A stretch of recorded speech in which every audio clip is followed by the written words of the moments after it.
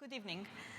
I'm Dr. Maria Nita at the Open University, and the Open University is very pleased to be the knowledge partner of the IF Milton Keynes International Festival 2021. It is an absolute pleasure for me to facilitate a discussion tonight between Luke Jerram, the creator of Gaia, and Professor Shonil Bhagwat.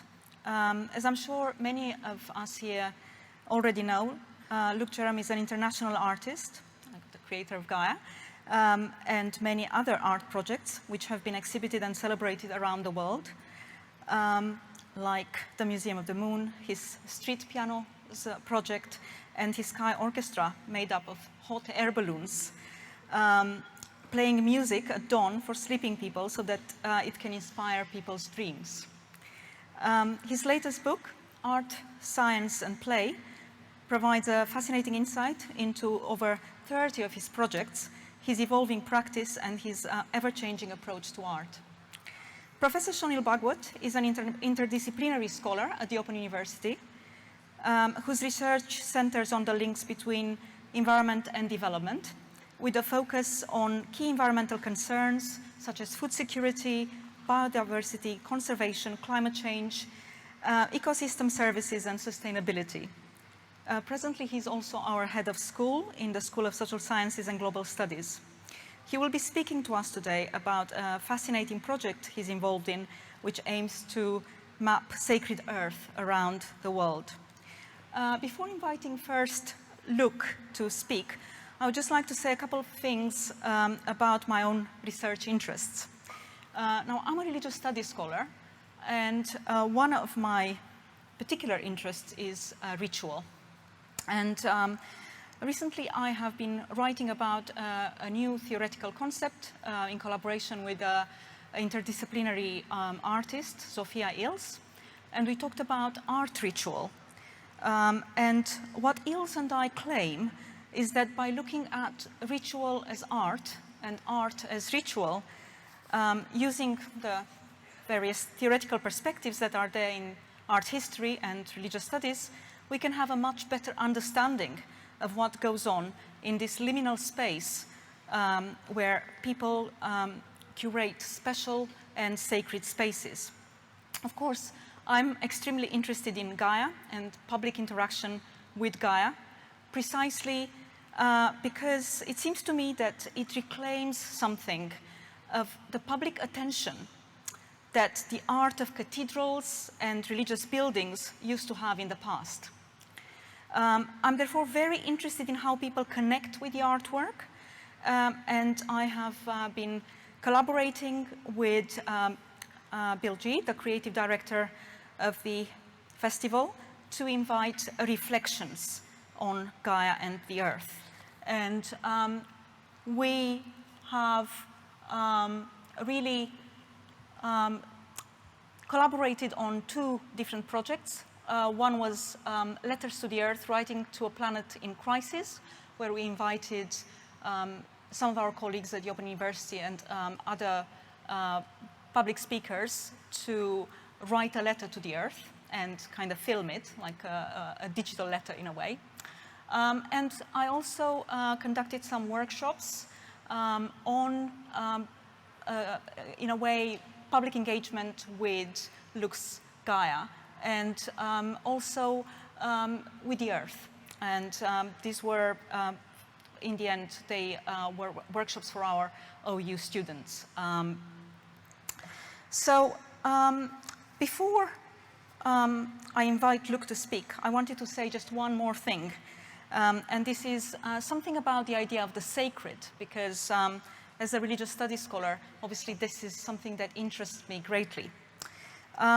So the idea of the sacred as a sort of ineffable category, as something that we can't truly explain, has been around in the study of religion for quite some time.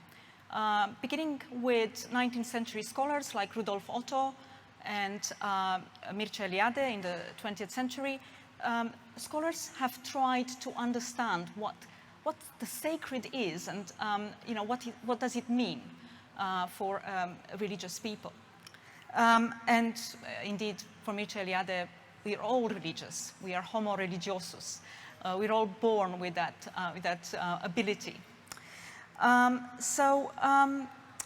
It's interesting because for Rudolf Otto, the sacred is something mysterious, and he calls it a mystery before which we tremble and are fascinated with, and which fascinates us.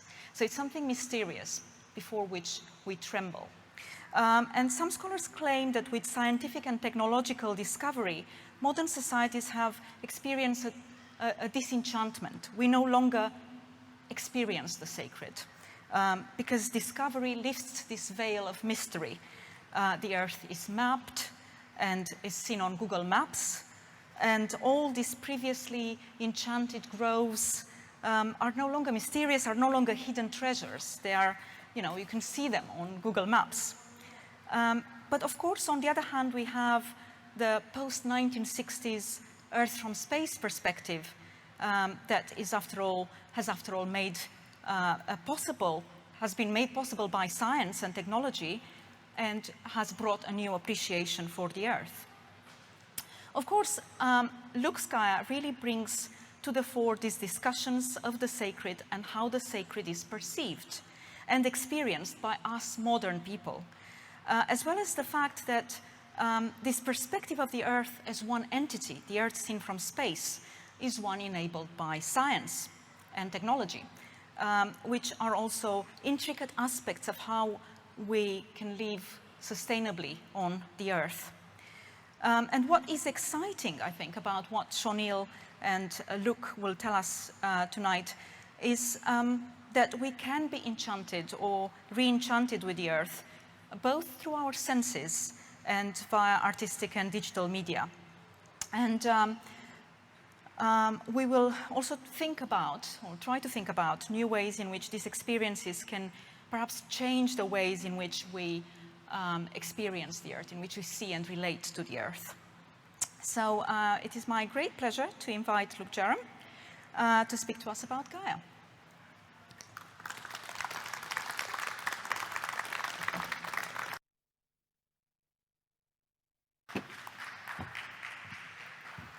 Hi, how you doing?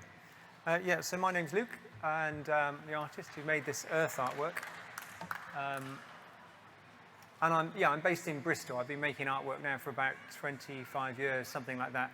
I'm actually colourblind, which means that my paintings are really bad for a start.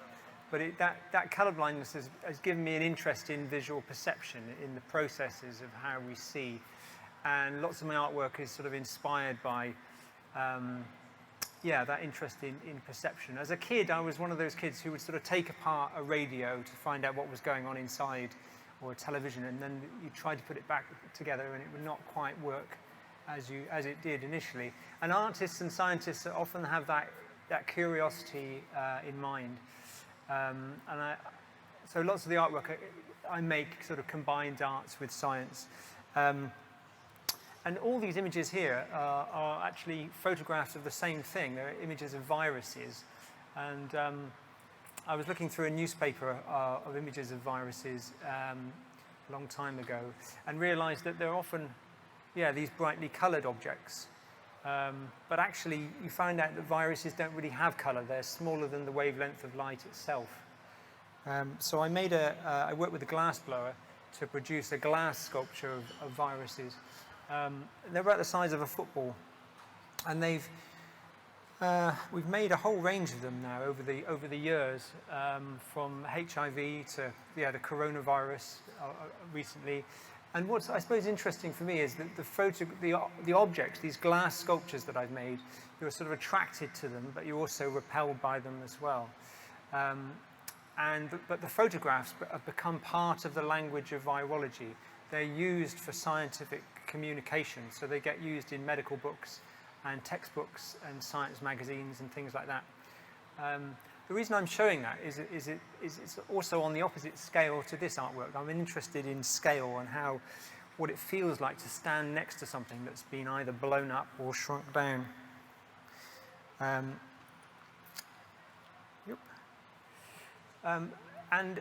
I'm living in Bristol, and we've got this the second highest tidal range in Europe there. There's a 15-meter gap between high tide and low tide. And about 15 years ago, I had this idea to make a replica moon. I was interested to think about what it would be like to stand next to a replica moon. But 15 years ago, the printing technology hadn't been invented, and also the data hadn't been collected by NASA. So it took about 15 years to be able to, for the science and the technology to catch up. And we made this replica moon using high-res NASA imagery. It's the same size as the Earth above you. And then we're presenting it in different contexts. So sometimes it goes into cathedrals, and sometimes you can even put it in swimming pools where you swim out underneath the moon, or you might and moon bathe underneath it. So it's a very beautiful thing. It acts as an installation for people to experience with a surround sound context, but it also it acts as a venue for events to take place beneath it, very much like the Earth here that we've got. And I've been touring it about, and yeah, it's even been on Strictly Come Dancing and at Glastonbury. It gets presented in all sorts of different ways, and its interpretation is different depending on where we put it. So if we take it to America, people there think about it in relation to their culture and perhaps the Apollo moon missions, whereas I've toured this around India, and there the moon has great significance in Hindu culture. From a sort of Christian perspective, the moon was very much associated with the Virgin Mary up until the 1700s, because the Virgin Mary was seen as beautiful and pure, and so was the moon at that point. And then the telescope was invented in the 1700s, and they suddenly realized that the moon wasn't this beautiful thing. Actually, it's craggy and pitted and covered in holes. And so the church then disassociated themselves from the moon. And so from the 17th century onwards, you don't really see images of the Virgin Mary with the moon anymore. So it's quite fun for me to get the moon and then put it back into a cathedral. And so I'm presenting this in different contexts. And then a few years ago, I thought, well, what would happen if we made an Earth artwork? How would it feel? Would it be a different experience to that of the moon? And sure enough, it does. There's something called the overview effect, which is something I'm quite interested in. And the overview effect is something that astronomers get when they first go into space and they look down at the Earth and they see it as this beautiful blue marble floating in the blackness of space. And they're overwhelmed by the beauty and the wonder of what they see. And when astronauts come back down to Earth, they often become environmental campaigners.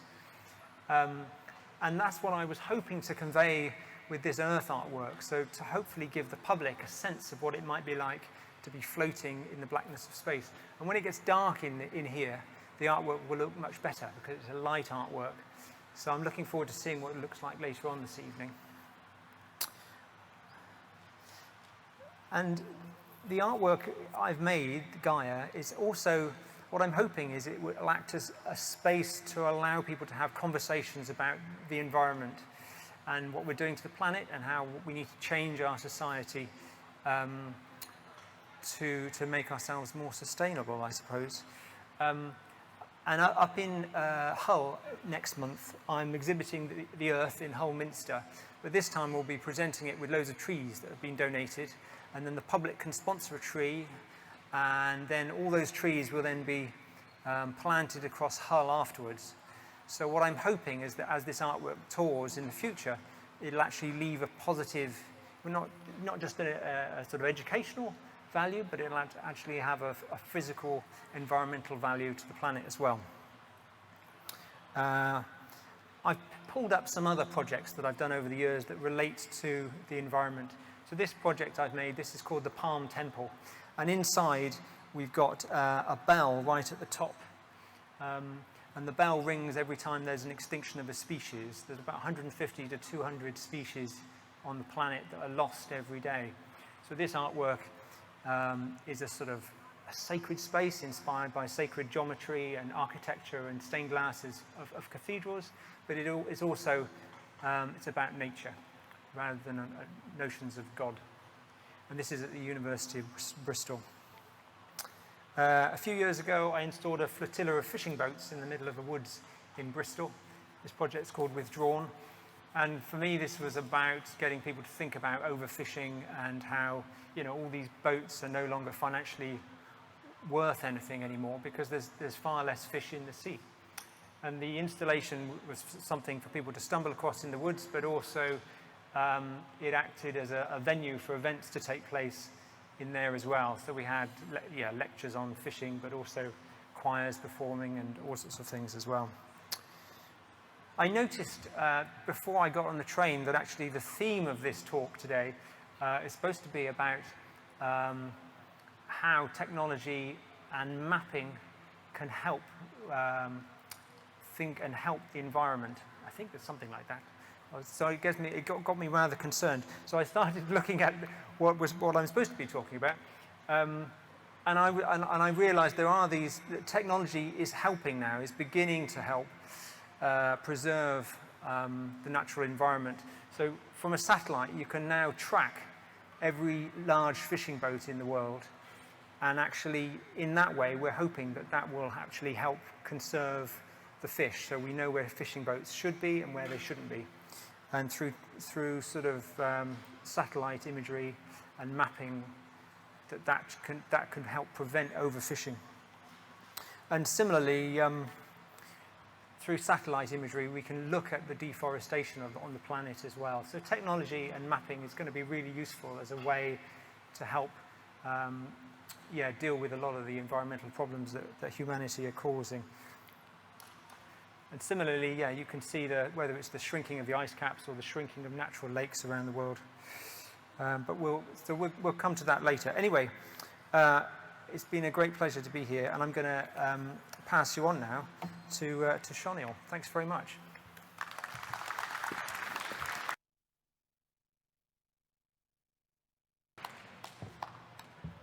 Thank you very much, Luke, and thanks, Maria, for that kind introduction as well.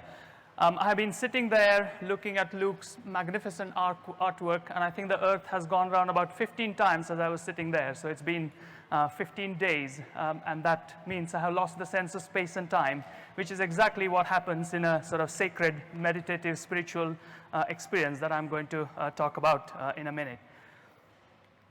I have been working on sacred spaces around the world for the last 20 or so years. And I'm really curious about what these spaces mean to people and what these spaces really are, and how we can actually locate them on the surface of the earth and understand them more. This is Evergreen in Wiltshire. And as you can see, there are sacred stones in the foreground and an Anglo-Saxon church and the spires of that church in the background. Both of these pointing up towards the heaven. So the perspective that I am hoping to take in the next few minutes is exactly the opposite of looking at Earth from space, as opposed to looking up at the heaven from Earth. And I think that desire to look towards the heaven from Earth has been a very primal instinct for human beings, and that's, as Maria suggested, that's the sort of basis of many religious, spiritual experiences that people talk about. So whilst there is that spacious and spatial dimension to religious spiritual experience, they are also very grounded in earthly rituals. So this is another sacred space called Rollright Stones in Oxfordshire. And you can see the members of a pagan community performing their ritual around these Rollright stones. And these rituals involve biological diversity, they involve local plants, references to animals, and so these cultural practices support biological diversity in many ways. And this is the kind of cultural and biological diversity going hand in hand, something that is called biocultural diversity, and something that I'm also very fascinated by. Around about 2006, one of my colleagues, Claudia Rute, and I looked at the literature on sacred sites and how many sites there are around the world. We came across dozens, hundreds of them, and we started to sort of map them out around the world, and we realized that they are present on every inhabited continent. So apart from Antarctica, there are sacred spaces all around the world, pretty much in every single continent. Africa and Asia being the richest in the presence of sacred sites, as it is reported. And naturally, with so many sacred sites, the literature also suggests that they support that idea of biocultural diversity, where biological diversity is promoted by the presence of these sites. They come in many different shapes and sizes. So as you move from left to right here, the sacred sites get bigger and bigger. So at the bottom left corner there are tiny groves in agroforestry landscapes, whereas at the top right there, it's indigenous forest reserves like the ones in Amazon, or sacred mountain peaks like the Mount Kailash or Kanchenjunga. So I think sacred sites themselves come in a wide range of shapes and sizes, and their biocultural diversity also varies depending on where they are located, and so on and so forth. So these tiny temple tree groves have relatively considerable amounts of biodiversity compared to their tiny size, whereas sacred mountain peaks, which are by definition quite remote, they have lower levels of biocultural diversity. But if you look at the sites collectively, it presents a picture of very high levels of biological and cultural diversity both. This is a tiny sacred tree in northwestern India in the desert of Rajasthan. And you can see that the tree itself is the focus of cultural, spiritual importance, as is seen by the offerings made to this tree by people. But the tree not only supports these cultural practices, but it also supports biological diversity, whether it's birds that depend on the tree for nesting grounds, or insects and other types of animal and plant species that are supported simply by the presence of that tree and the grove around it. This is another example of a sacred space, this time in the wet evergreen forests of southwest India, so very different type of landscape. It's clearly signposted. You can enter this sacred space through the arch along a narrow forest path down to the center of that shrine. And as you walk, you almost feel that forest through all your senses. As you enter the site, you can feel the cooler air, much cooler compared to outside. As you start to look around, you see shades of deep green with sunlight filtering through those leaves. You can smell the moisture of the soil, and you can smell the leaf litter on the ground. You can almost feel that air as you walk through it. And then there are sounds, chirping of birds or cicadas, and it really is sort of experience for all five senses, something that invokes a kind of meditative, almost sacred experience. And it's very easy to relate once you are in that site why local and certain cultures have really regarded these sites as those of spiritual and religious importance. Here is another example of a sacred site, this time in the Himalaya in India, with prayer flags strung across a sacred river. And in that corner under the tree, one can get a perfect meditative experience with the flowing water and the sacred flags fluttering over it. So that gives you a variety of shapes and sizes of sacred sites and what they mean to people who protect them, the so-called custodians of these sites. I want to turn in a moment to biocultural diversity. So here is an iconic species, elephant, one of the largest mammal that lives on the earth. And it is also a sacred species in Hindu culture that has promoted its protection and its conservation but alongside the elephant protection and conservation, other species have also received similar protection. So I think that umbrella species, which has a sacred and religious value, can also support other forms of species, can promote the conservation movement in other parts of the landscape. At the very extreme end of the spectrum, this is lichen growing on a sacred stone in Avebury, very, very local scale. If it was not for this stone, the lichen wouldn't be there. And all the cultural practices that are associated with the stone have essentially kept some of this biological diversity that you see, whether it's mosses growing on the stone, whether it's lichen, or whether nesting sites for birds. So I think that notion of cultural diversity and biological diversity going hand in hand is very evident here in sacred spaces. I'm going to turn to mapping. Luke mentioned briefly about mapping the earth. It has been my dream to really build a map of sacred sites around the world ground up. So I started this work around 20 years ago in Southwest India.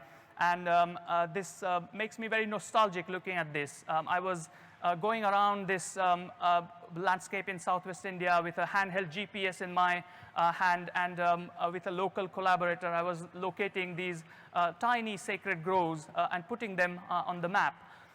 One thing that we soon discovered is that on the left-hand side, running across the map, there is that large green forest reserve, which is very species-rich. Obviously, it has huge levels of biodiversity.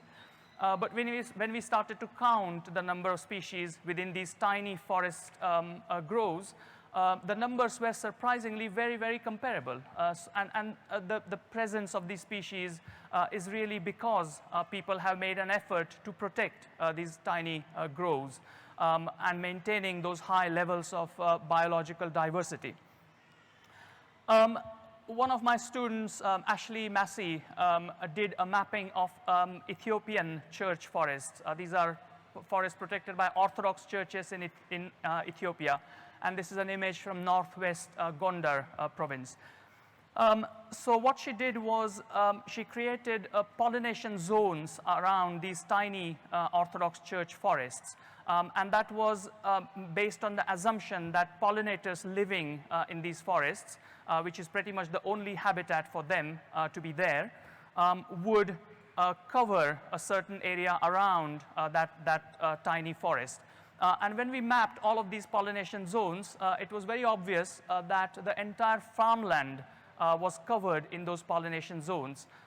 So in other words, if you removed these sacred church forests, there would be no pollination service for the crops that farmers grow, and therefore the yields of crops will be reduced, and people will feel very food insecure because not as much food would be grown in that farming landscape.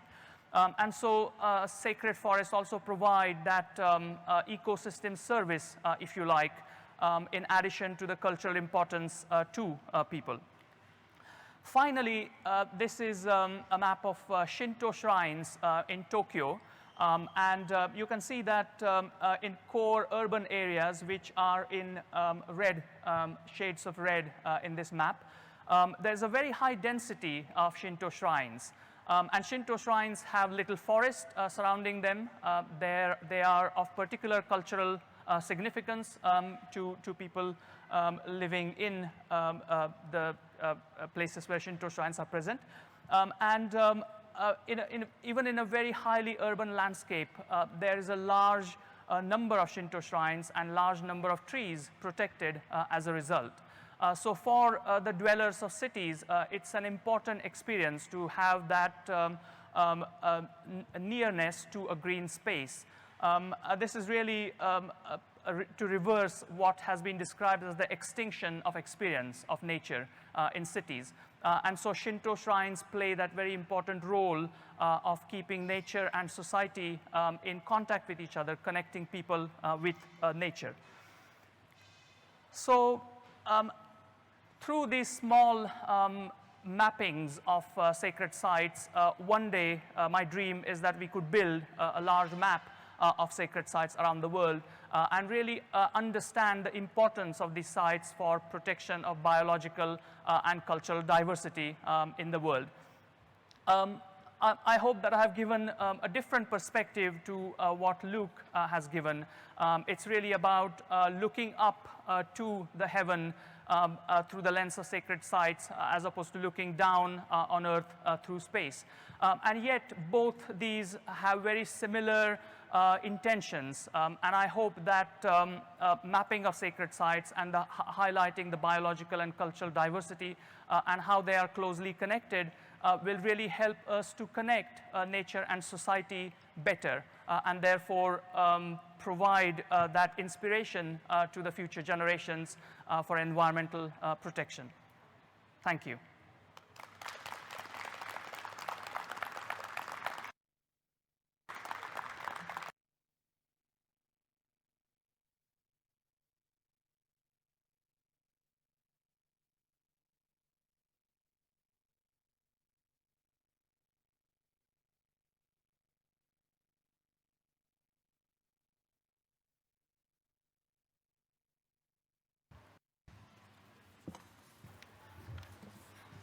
Great.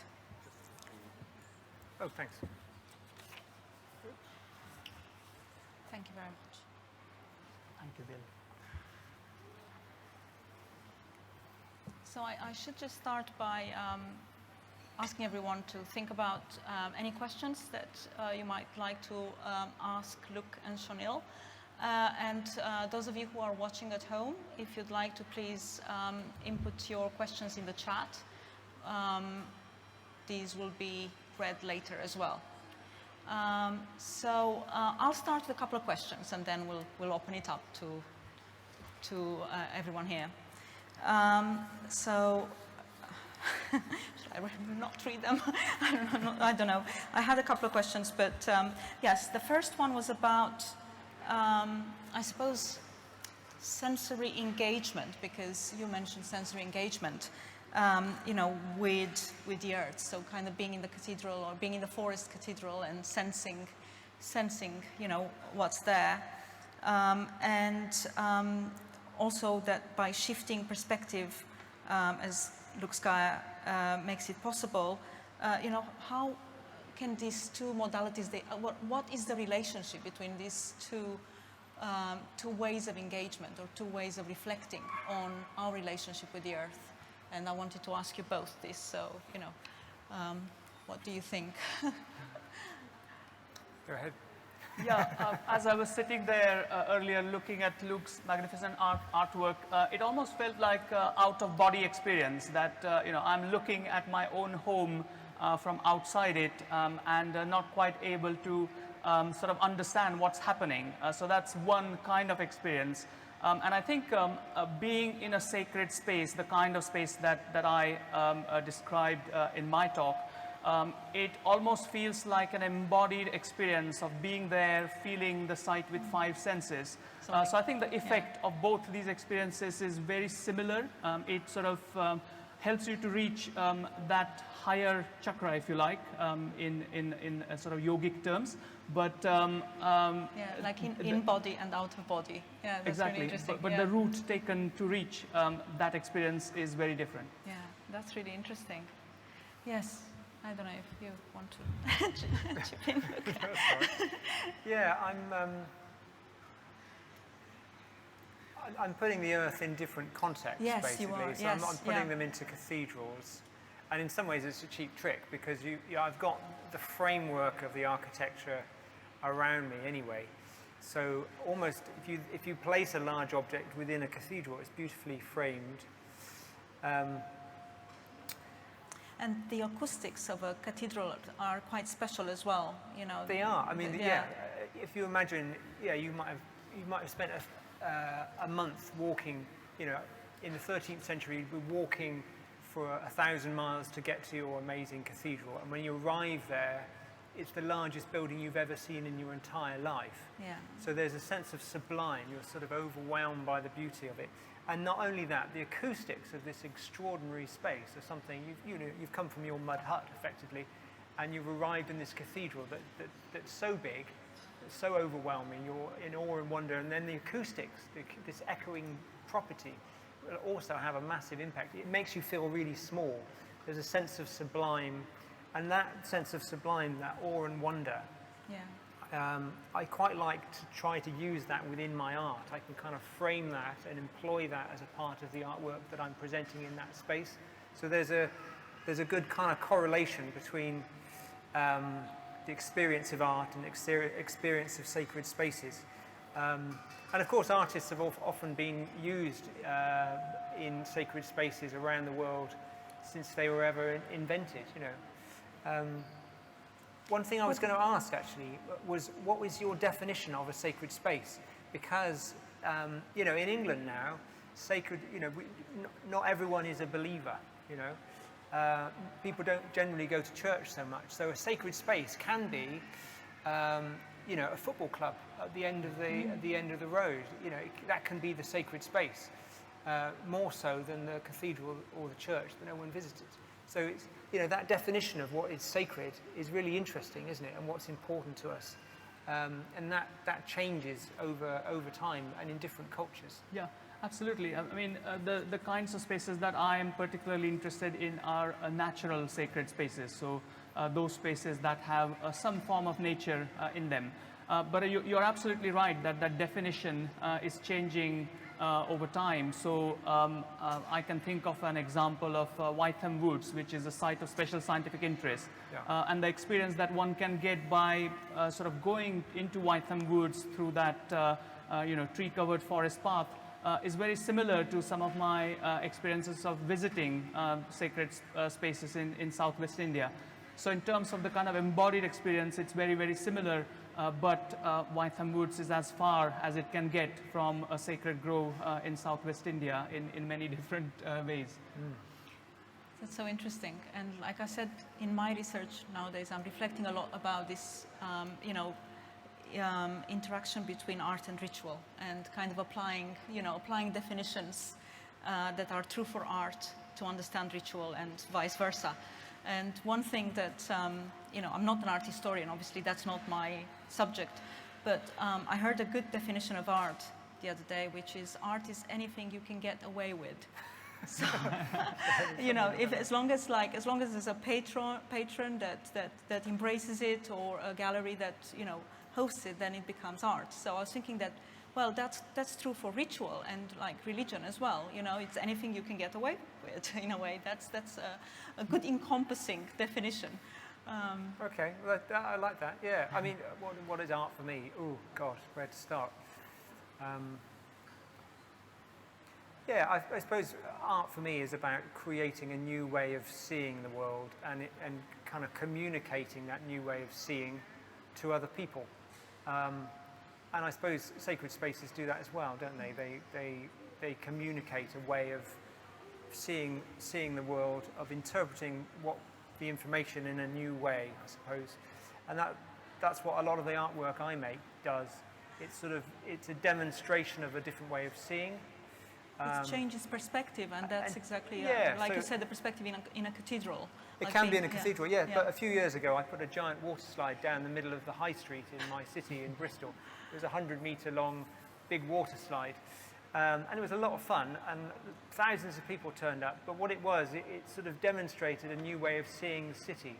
Yeah. The city is this sort of opportunity, and it's a blank canvas for everyone to think about how we occupy these spaces and how we utilize them. I like to think as a city belongs to us, belongs to the inhabitants, and it's up to us to think about how we shape those cities before we then hand it on to the next generation. So art for me is about communicating a different way of seeing, a different way of thinking. But yeah, it's interesting. So I'm presenting my moon artwork and the earth artwork in lots of cathedrals and churches. In the UK, there's churches that, people don't visit churches and cathedrals anymore because they're religious. They go there for a sort of spiritual experience, perhaps. But churches are often just desperate to get people through the door, so they'll have art installations. They want to be the hub and the centre of the community.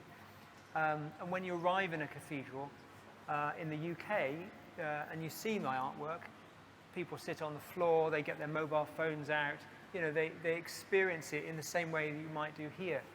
And the churches are happy with that because they got people through the door, which is brilliant. Whereas I took the moon artwork to Romania, where 70% of the population are still very religious. They're very Catholic. It's the most religious. It's the most religious country. I'm Romanian, by the way, but I've lived here for 21 years now. So you know, bless Romanian. The response in Cluj, in Romania, it was chaos because people came in, they got their mobile phone out to take photographs of the moon, and the kids were climbing all over the pews, and people were lying on the floor. And the priests and the bishop, you know, they were outraged. They said, look, you're not, the public are coming in, but they're not respecting the rules of engagement within the space. You're not allowed to sit on the floor. You're not allowed to take photographs in our cathedral. So they had to stop the exhibition in the end. Really? And it became this big sort of news story. And then after a few days, they opened it back up because they realized, yeah, there were complaints from the from the parishioners, but actually they were bringing in new audiences. For them, they felt there was enough value in that. But there was a lot more tension there by comparison to presenting this artwork in, you know, Liverpool Cathedral, perhaps. That's fascinating. So it's really interesting. So the cultural interpretation changes, and depending on where you present the artwork. Yeah.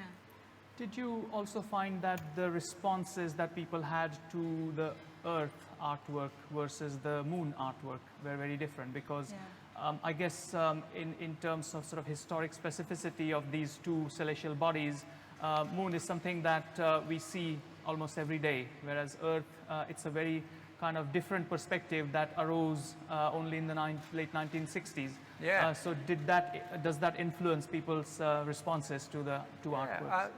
I mean, we've been staring at the moon for sort of 200,000 years. But you've only ever seen the front side of the moon. So when I present the moon's coming here to Milton Keynes. It's going into the Tree Cathedral in a few days' time. But there you'll be able to go around and see the dark side, see the far side of the moon for the first time. So that's very nice. I had a little girl who came up to me and she said, "Will you put the moon back afterwards?" So that was really nice. She thought I'd stolen the real moon. But I've also had sort of astronomers in tears where they've studied the surface of the moon for 20 years through telescopes and on computers, and then they see the moon in, you know, the Natural History Museum in London, and they're all overwhelmed by it. I had to give this guy a hug because he was all sort of overwhelmed. Whereas the Earth, it's got a different interpretation. It's got a different set of messaging around the environment, so people interpret it in a slightly different way. But what I try to do is make artworks that are accessible to everyone, so that if you're an astronomer, or if you're an environmentalist, if you're a 5-year-old child, or a marine biologist, you'll have different points of access, and you'll interpret it in different ways and different depths, depending on who you are and what you bring to the work. The moon acts as a kind of cultural mirror to society, and I suppose this Earth artwork does as well. It was only in 1968 that humanity was able to see the Earth as a three-dimensional, multicolored blue marble floating in the blackness of space with the Apollo 8 mission. And then when that image of the Earth came back to humanity, it was in the front page of every newspaper in the world, it became it kick-started the whole environmental movement in 1968, but it also became, this image of the Earth became an icon for Christianity as well, and gets used in that way. So in many ways, I was slightly nervous about putting it into cathedrals, just in case, you know, the sort of happy-clappy brigade would turn up and start, you know, getting too in awe about it in a way that I didn't want it to be interpreted. Sorry, rabbiting on. No, that's fascinating. I thought we'd open it up to taking questions, but I had only one final question myself, and then that's for both of you. And, you know, which is, do we need to recover this kind of dimension, of a sacred dimension in some way to look after the Earth? You know, do we need to think of it as sacred to be able to relate to it and, you know, love it and be sustainable? In a way? What do you think? I would think yes. I think it's a very powerful concept, and I think as you said, Maria, that we are sort of hardwired, our brains are hardwired to believe in one thing or another, whether it's the sort of contemporary environmental movement for a certain cause, or whether it's a very mainstream religious belief. There is that kind of desire to hold on to something. And if we can reintroduce sacredness in our discussion of Earth, then that will give people something to hold on to. Because making changes in everyday lifestyles is one thing, but then kind of looking at the grand, looking at it in the grand scheme of things by holding on to something is another. Yeah, and so I think that sacred dimension will help to really become aware of that larger cause as opposed to everyday lifestyle changes. Doing your bit for the Yeah. environment is yeah, that's interesting. Thank you. Yeah, I suppose that there's definitely a part to play in considering nature as a sacred, as a sacred being or something we really need to look after. But I suppose my concern would be you wouldn't want to focus that attention on just one little spot. You wouldn't say, well, this church and this site is most important. You don't need to worry about the rest. You know, I remember going to Japan, and there was some amazing bamboo avenue up towards a shrine, and you know, the shrine was in some ways protecting the landscape around it, which is great, but it also became this giant tourist magnet to the extent that, you know, all those tourists needed somewhere to stay. Then they wanted the road and the parking to get rid of it. So, you know, the sacred space became this tourist attraction that was then damaging the environment. So there's a, you know, you could say there's a balancing act, but actually you could argue that actually sacred spaces in some respects damage the landscape around them, you know. Yes. Had Ayers Rock in Australia not been sacred, if you just considered it a boring old rock, no one would be visiting there. You know, it's the rock is drawing millions of tourists a year, and as soon as you have people, you know, the people require infrastructure, and that infrastructure creates damage. Yeah. No, so that's really there's pros and cons. point. Yeah. So I think that kind of keeping sacred sites secret as opposed to revealing them, mapping them, and displaying them has been a dilemma of mine for some time as well. But some of these examples are really illustrative. So there is a community in eastern India called Dongria Kond, and they had a long battle to save their sacred mountain simply because it wasn't obvious to anybody. So a British-based mining corporation went in and started to mine that mountain for minerals, for bauxite to make aluminium.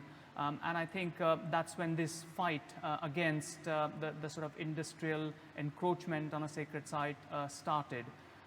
If Niyamagiri mountain was very, you know, obviously signposted and was widely known that it is something that's present there, then perhaps the mining corporation would have been more cautious, more considerate in kind of exploiting that mountain for their own profit. They would have brought maybe a scholar with them to interpret. Yeah. Yeah. So yeah, it's a really interesting dilemma whether to make them very obvious or whether to keep them secret, and there are pluses and minuses in both. It's very interesting. So I think we're ready to take some questions, and I'm not sure. Yeah. One there. Yeah.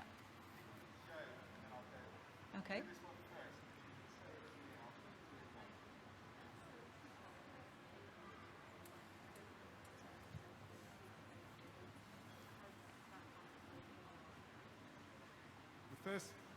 The first part of the question is, Luke has talked very much about presenting work in environmental spaces, green spaces, the Tree Cathedral. And how does that relate to then presenting Gaia in this space today? And the second part of the question is,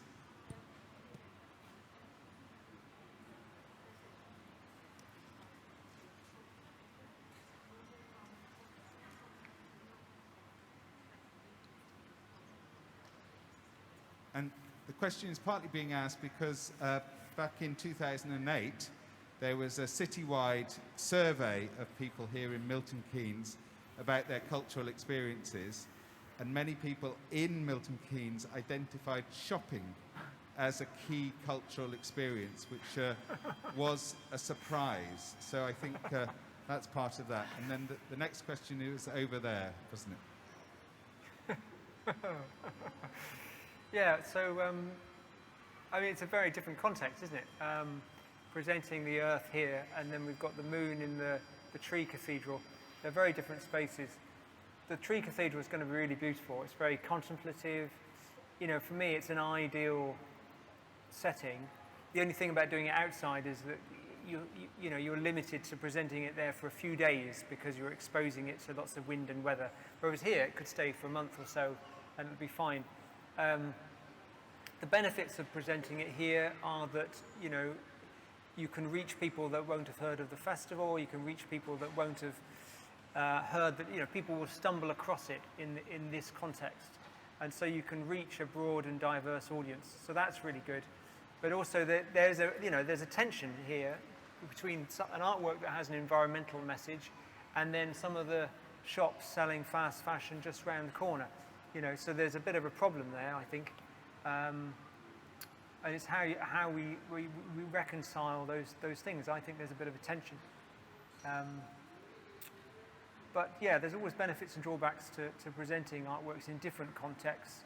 And I'm interested in those differences, how the artwork gets interpreted. If we put this in a cathedral, you know, it's going to be interpreted from a kind of religious perspective, perhaps, compared to if we put it in a, you know, somewhere like the Eden Project, an environmental theme park, or we put it in a museum. You know, wherever it goes, it gets interpreted in a slightly different way, and I'm interested in exploring those different interpretations. I think it's fantastic that it's here in a shopping mall. Perhaps shopping can be a route to environmental consciousness. I'm not sure about that. Yeah, I'm not sure about that. I think we need less maybe some of the shoppers Yeah. would be inspired by looking at your artwork. Yeah, Don't you think?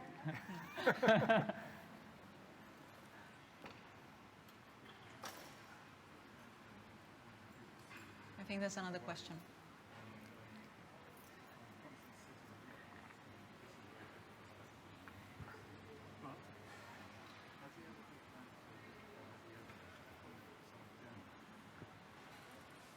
This question predominantly for Luke.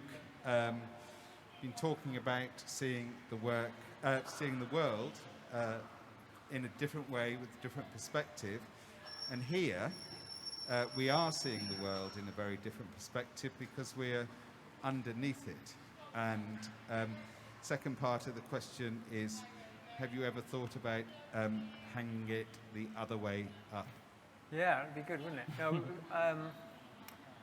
so I've got certainly the moon. When you look at the moon, you'll see it the one way around. If you're in Australia, you'll see the moon upside down. It's a very different thing. So we have made the moon upside down to be presented in Australia and southern hemisphere regions, so that when people look at the moon, they see the moon that they recognise. If that makes any sense. But here, yeah, I mean, predominantly you get an experience of the, you know, people want to see England, don't they? You know, you want to see your country, and you can't really do that in this context unless you go up to John Lewis and have a look out through their window. So yeah, I think you could present it upside down. You would get it could have a sort of political message, I suppose.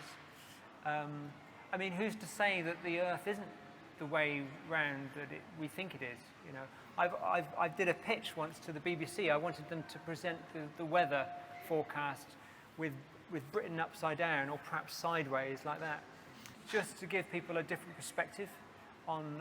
You know, there's no reason really why the north should be at the top and the south should be at the bottom. As far as I can tell, there's no reason why we should do that. We're very quite self-centered in that respect. I think it would be nice to present it upside down. I think that's a good idea. What did the BBC say? I think I freaked them out a bit. Yeah, I think that, yeah, it might be interpreted in relation to Brexit, perhaps. Yeah. I think we can have another question. I don't know if there are any questions online. Oh, yeah.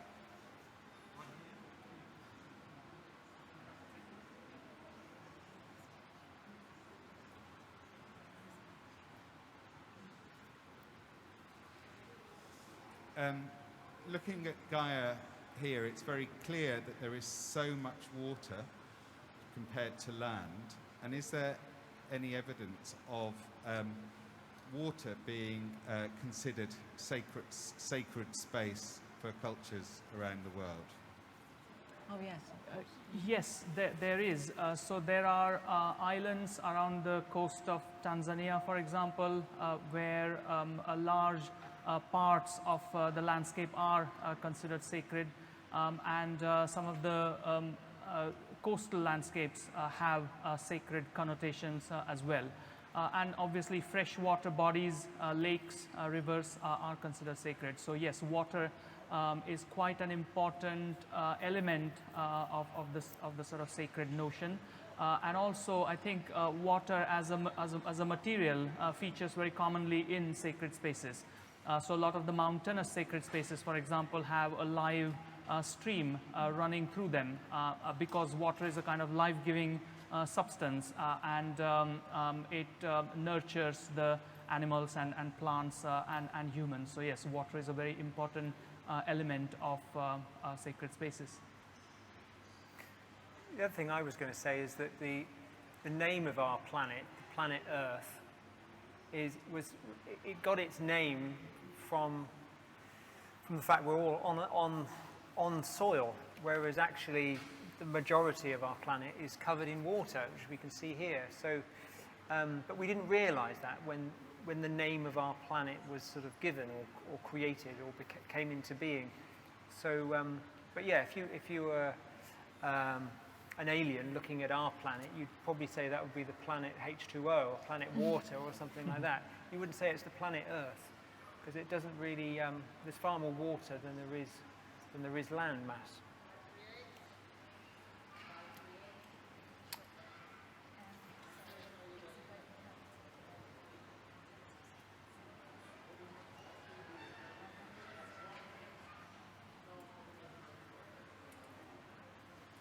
The question is, it's been very interesting to see how little of the Earth has been mapped for sacred sites. How much of the Earth is there that should be mapped for sacred sites, or has been, and how much longer will it take to map the whole of the Earth, the whole of Gaia, for sacred sites? That's a fantastic question, yes. I think we made a back-of-the-envelope calculation and came up with a figure of something like 15% of Earth's land surface might be sacred. It will have one or the other sacred connotation, not necessarily attached to a religion or any particular affiliation, but it's the kind of notion of sacredness and spiritual importance of a site to people. And I think if you think about formally protected reserves on the Earth, the sort of terrestrial part of the Earth occupy 12% of Earth's land surface, then if you add the sort of sacred sites to it, it suddenly becomes a very massive part of terrestrial landscapes that is under one or the other form of protection. And yes, I think second part to your question, when will it be possible to map all sacred sites? Probably never, but I think it's really about building those local relationships, and only by giving local people the tools to map their own sites can we achieve that kind of global ambition. It's not something that a university or a researcher or an individual can really accomplish in one lifetime. It's something that really needs to be built ground up.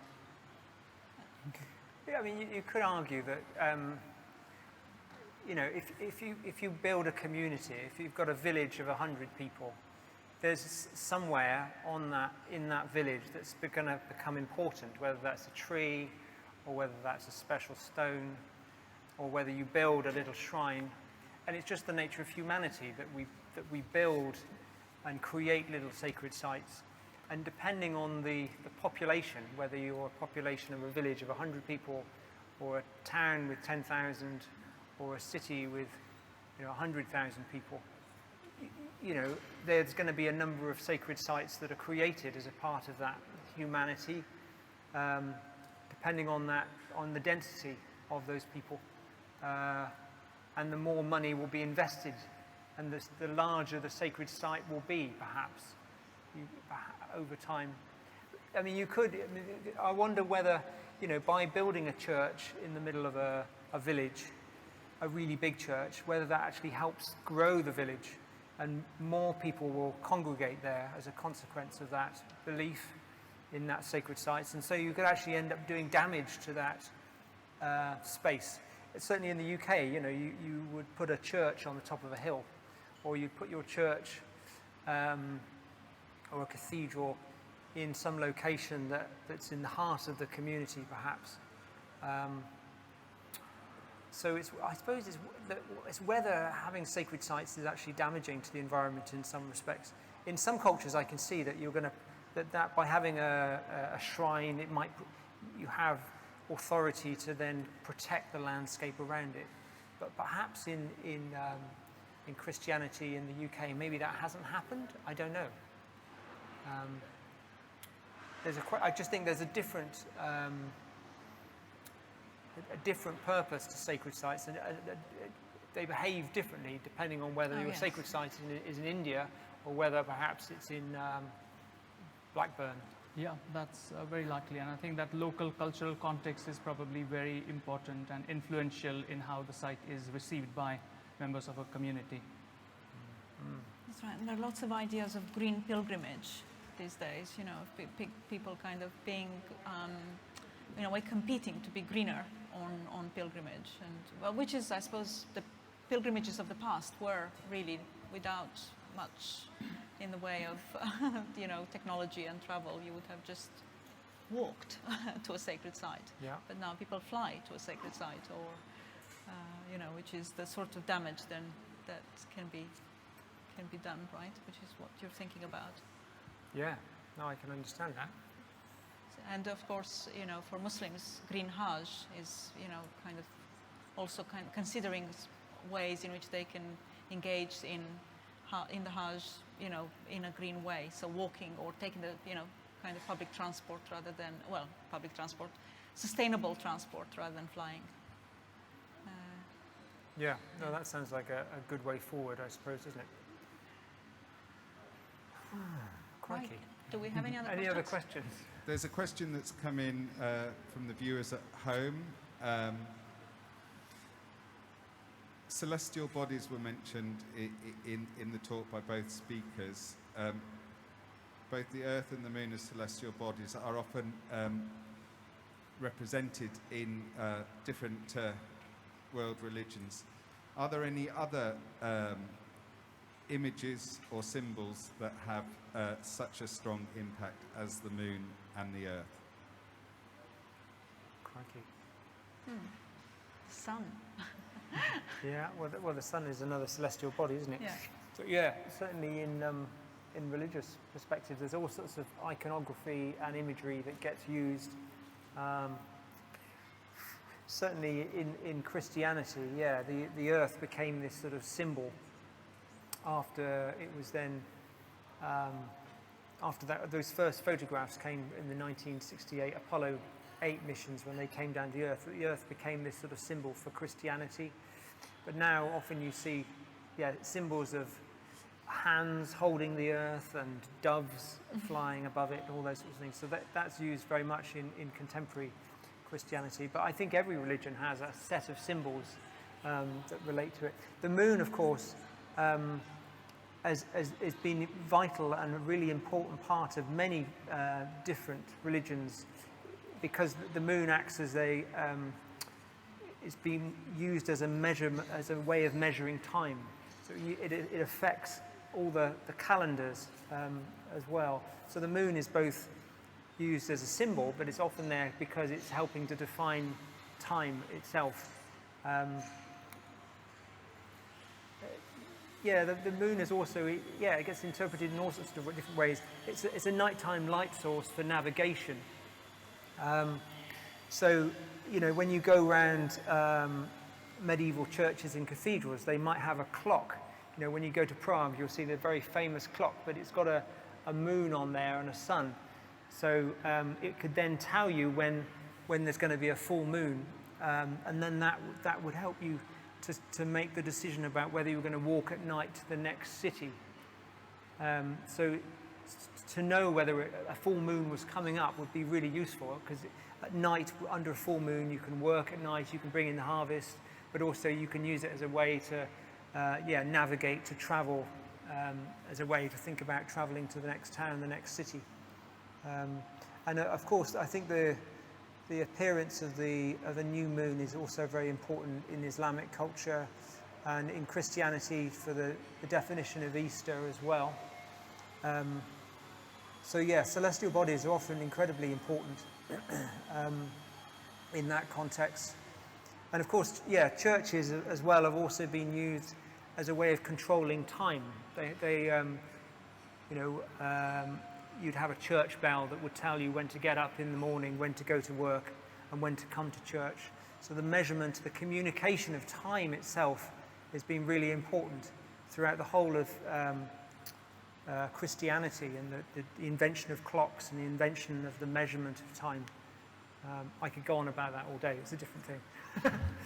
Just to add to that, I think religions themselves are quite adaptable, and the new knowledge is assimilated quite readily in religion. So I wouldn't be surprised if in some of the New Age religions suddenly solar system became, with all of its celestial bodies, the point of focus, and certain rituals performed around different planets alongside Earth. Yeah, and Gaia spirituality, you know, started also, like you said, around the 60s, 70s, with these images of the earth, and for pagans and Wiccans, those are very, you know, the goddess is, I suppose, the center of devotion. Yeah, and the image of the sun, of course, is used in many religions all around the world, and because the sun is the source of all life on our planet anyway, so it's where all our energy comes from. It's the energy that, you know, helps grow the plants and gives us energy to exist in the first place. We get our warmth and all our fuel from the sun. So the sun, it would make sense for the sun to be a vital part of every religion, I suppose, because it's just so very important as a life-giving source. But then also we're using the sun as a way of measuring time passing. So, yeah, the measurement of time is really interesting as well, as a way of, yeah, helping to define who we are and where we are in space and time. It's darker now, so I think we can see it better. Like you said, we're going to see it the sun's going down now, yeah. Yeah. So, yeah, I'm really looking forward to it. But as soon as it gets dark in here, this artwork will be really nice. I'm looking forward to seeing that. Brilliant. Is there anything else? So perhaps we have a couple more questions. I think we have time for a couple more questions. Yeah. Are there any other questions? We've got one coming through. The question is very much about the work Gaia, the artwork.